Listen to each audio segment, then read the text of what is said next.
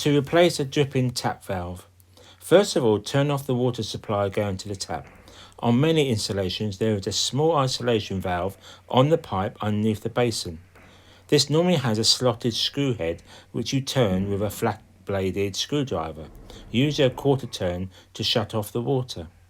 Be careful if the isolation valve has not been operated for a long time. It may be stiff, corroded, or covered in limescale.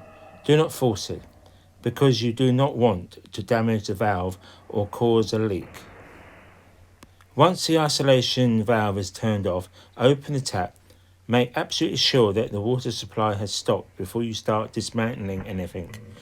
A small amount of residual water may come out initially, but it should then stop.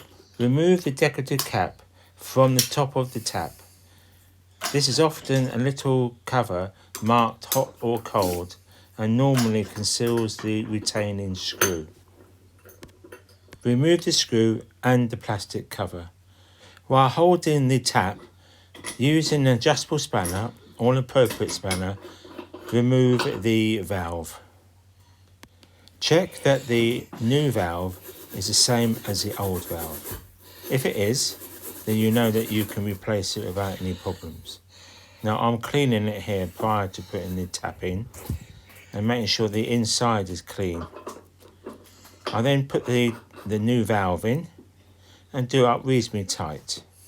Hold the main piece of the tap while you're using the adjustable spanner so it doesn't move. When you've done that, you can put the plastic cover on, turn on the water supply and test it. Thank you for watching, and if you got value from this video, then please share, like and subscribe. And if you want to see more DIY, then please click on my channel.